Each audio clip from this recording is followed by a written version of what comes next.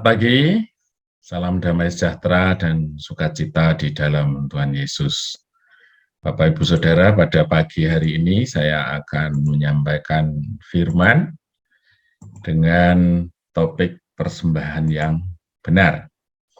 Ya, firman ini diambil dari Roma 12 ayat 1 dari versi terjemahan bahasa Indonesia standar. Firman itu berkata demikian. Karena itu, saudara-saudara, demi kemurahan Allah, aku menasihatkan kamu supaya kamu mempersembahkan tubuhmu sebagai persembahan yang hidup, yang kudus, dan yang berkenan kepada Allah. Itu adalah ibadahmu yang sejati. Nah, saya melihat di sini ada beberapa kata kunci, ya. Ada 3 kata kunci yang saya akan membahasnya. Yang pertama itu adalah bahwa persembahan yang dimaksud di sini adalah mempersembahkan tubuhmu. Artinya seringkali orang berbicara persembahan itu sesuatu yang di luar kita, ya. Harta kita, waktu kita, kemampuan kita, dan lain sebagainya.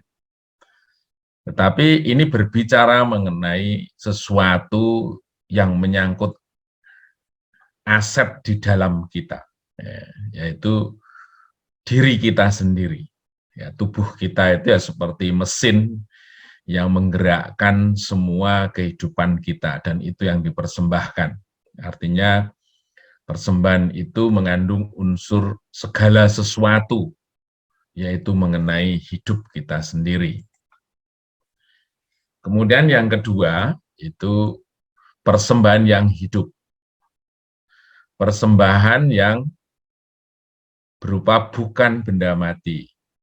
Kalau kita belajar di Imamat gitu ya, bagaimana Allah berbicara kepada Musa, memberikan satu liturgi bagaimana orang Israel mempersembahkan sesuatu kepada Tuhan di kemah suci. Itu ada banyak sekali jenis persembahan, tetapi persembahan itu hanya menyangkut aset di luar dirinya sendiri. Kemudian dirinya hanya diikat oleh 10 perintah Allah gitu ya. Tetapi di dalam perjanjian baru bahwa persembahan itu adalah semua yang ada dalam hidup kita, bahkan diri kita sendiri, termasuk hal-hal yang menggerakkan kita hidup. Tetapi persembahan kehidupan yang memiliki keinginan, kehendak, kebutuhan, pola pikir, aktivitas, dan itu bukan sesaat saja. Ya. Jadi keinginan kita, kehendak kita, kebutuhan kita, cara berpikir kita, aktivitas kita, sepanjang hidup kita, itu merupakan satu persembahan yang dimaui Tuhan. Persembahan dengan mengorbankan semuanya itu untuk disesuaikan dengan maksud dan rancangannya Allah. Nah, ini rupanya yang sangat sulit, dan itu dijelaskan di dalam Roma 12 ayat 2. Ternyata mempersembahkan keinginan itu merupakan satu parameter utama yang itu sulit sekali dilakukan. Ada satu terjemahan dalam bahasa Inggris katanya, don't copy the world behavior. Jadi katanya jangan mengcopy perilaku dunia ini. Wah, itu sudah menyangkut cara kehidupan. Cara kehidupan itu sesuatu yang bertindak dengan sendirinya di bawah alam sadar kita. Itu harusnya memahami kehendaknya Tuhan. Nah, kalau sesuatu yang dikendalikan oleh akal budi kita, itu seringkali kita bisa mengingat firman Tuhan, kemudian salah, dikoreksi lagi. Tetapi kalau di bawah alam sadar kita sudah melakukan kehendak Tuhan, artinya ada proses pembiasaan, ada proses yang berlangsung terus-menerus sampai membunuh sesuatu yang bersifat palsu, inkonsistensi, dan lain sebagainya. Nah, kita melihat bagaimana seorang percaya itu mengusahakan atau memperjuangkan dirinya agar firman itu bertindak di bawah alam kesadaran kita. Itu sesuatu yang harus kita renungkan, dan itu kemauan Tuhan yang benar-benar pada akhirnya kehidupan yang mempersembahkan itu 100% terjadi dalam kehidupan orang percaya. Ya. Sehingga kehidupan itu menjadi sesuatu yang kudus dan berkenan kepada Tuhan. Ya. Pertanyaannya, apakah kehendak, keinginan, kebutuhan, pola pikir, aktivitas kita sudah sesuai dengan kehendak Allah itu.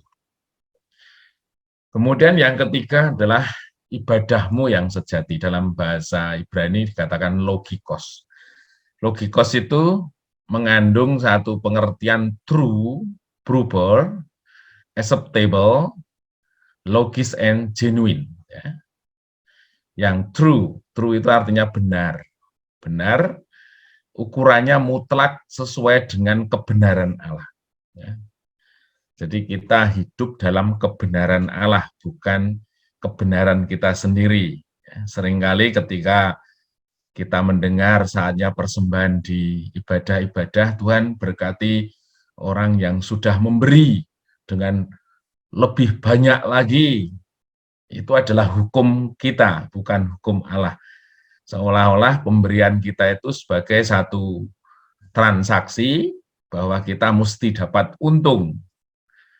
Itu adalah kebenaran hukum manusia, gitu ya.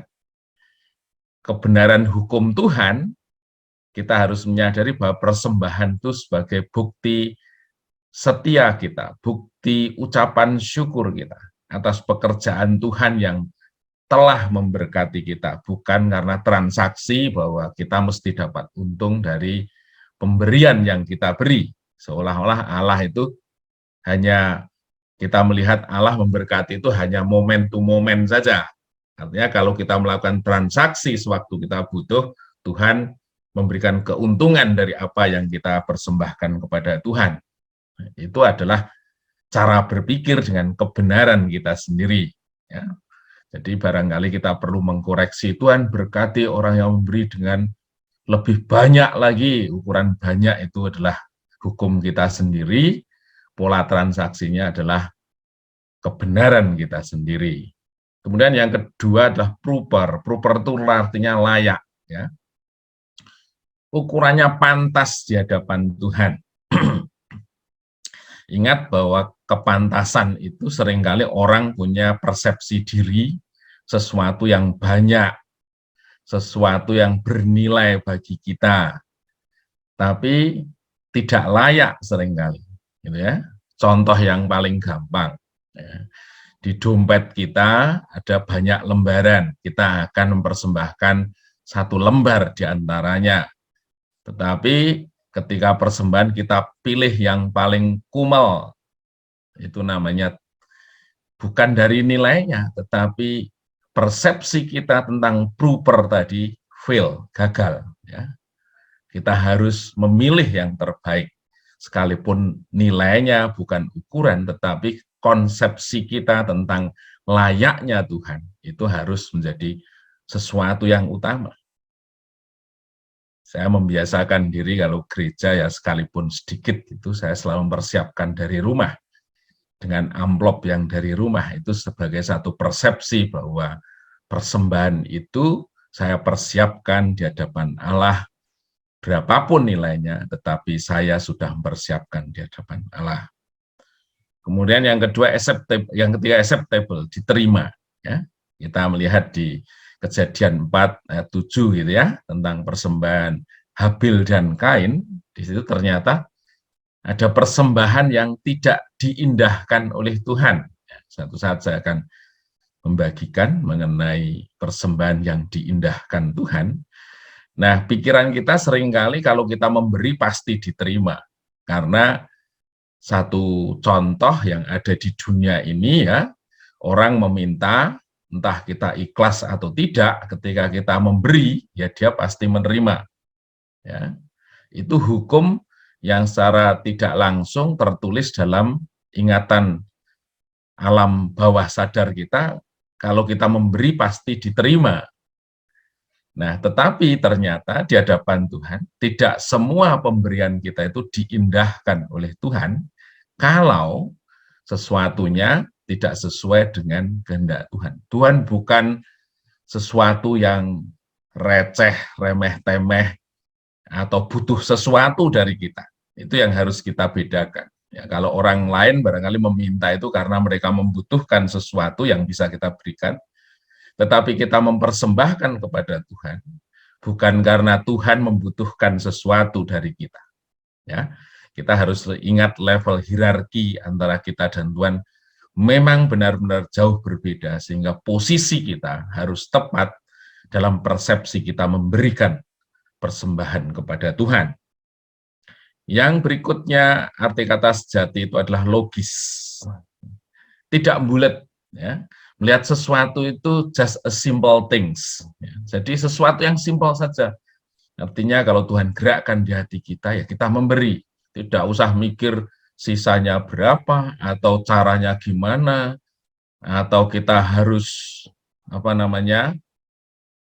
dapat kehormatan dan lain sebagainya. Saya diajar Tuhan gitu ya. Dalam pemberian saya mencoba, misalnya saya memberikan bantuan berupa uang itu, saya tidak akan memberikan bukti transfer atau apa. Saya nggak akan pernah. Dan pada awalnya itu merupakan pergumulan batin saya. Saya memberi kok, saya tidak pantas untuk, wah terima kasih Pak, saya sudah ditransfer gini.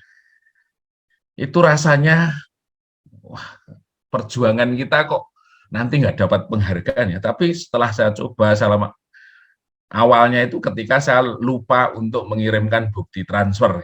Tapi semakin lama saya hayati, itu benar-benar yang memerdekakan kita dan kita memperoleh sukacita yang sesungguhnya. Ya, ketika kita memberi, tangan kiri kita tidak pernah menyaksikan yang tangan kita perbuat, sehingga kita benar-benar bebas.